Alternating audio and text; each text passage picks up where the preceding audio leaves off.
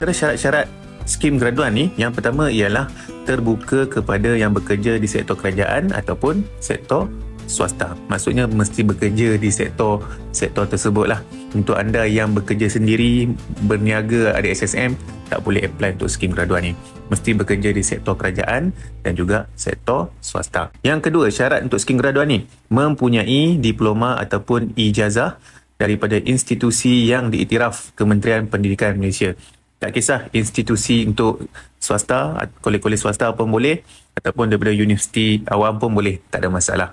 Anda layak untuk apply skim graduan. Syarat ketiga untuk skim graduan ni, pinjaman hanya untuk kereta baru sahaja. Untuk anda yang nak beli kereta second hand tak boleh.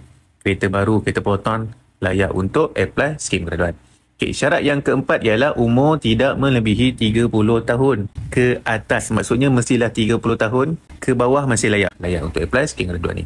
Antara syarat-syarat kelayakan gaji untuk apply skim graduan ni terbahagi kepada dua kategori. Untuk adik-adik graduan yang bekerja di area bandar, disebabkan kos sara hidup di kawasan bandar lebih tinggi berbanding di kawasan luar bandar. So untuk syarat bekerja di area kawasan bandar ni lebih sikit lah. Okay?